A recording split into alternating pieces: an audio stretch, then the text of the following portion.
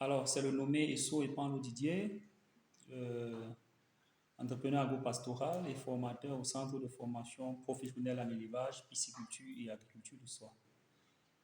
J'ai tenu, n'est-ce pas, à faire cette vidéo, n'est-ce pas, pour faire un petit commentaire en ce qui concerne l'alimentation des animaux, n'est-ce pas, plus particulièrement les monogastriques, porc, poulet de chair, poule de ponte, lapin, pour me limiter à ceux-ci, n'est-ce pas. Alors, nous sommes nombreux, n'est-ce pas, à faire des formations en ce qui concerne la formulation d'aliments pour les animaux d'élevage. Nous sommes nombreux à être calés là-dessus. Nous sommes nombreux à utiliser les fiches de formulation ou alors, c'est pas moi, des logiciels pour formuler des aliments dits complets ou alors équilibrés, je ne sais pas trop.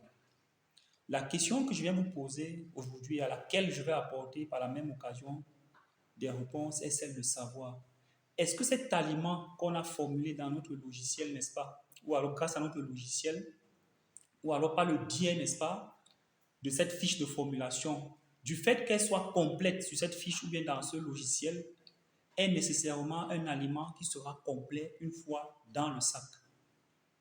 Je voudrais que vous répondiez à cette question, n'est-ce pas?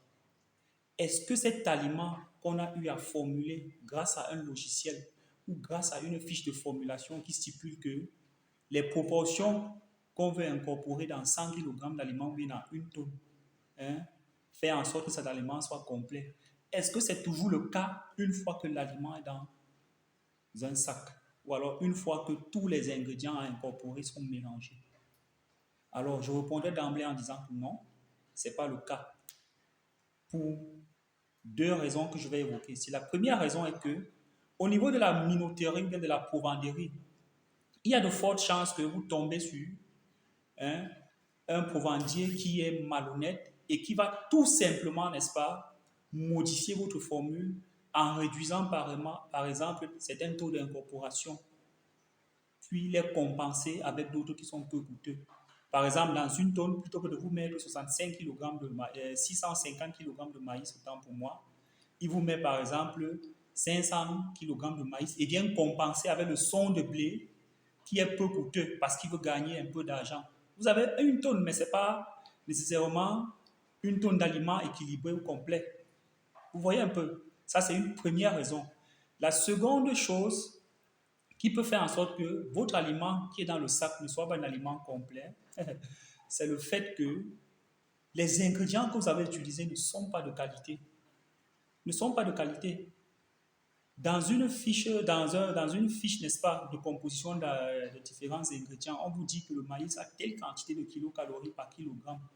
C'est un maïs de qualité, c'est un maïs bien sec, c'est un maïs qui a son germe, c'est un maïs qui n'est pas charançonné.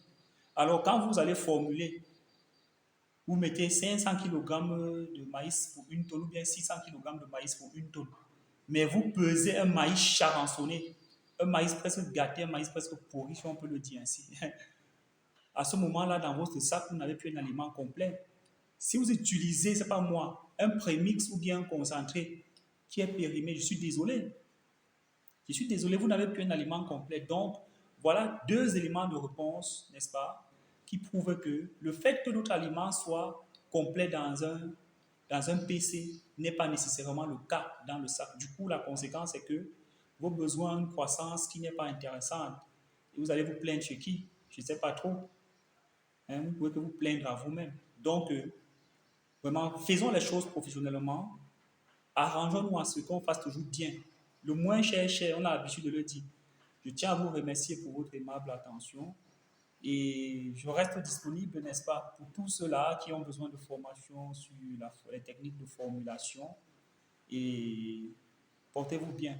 Ce fut un plaisir d'échanger avec vous. Les critiques et suggestions sont toujours attendues. Ciao.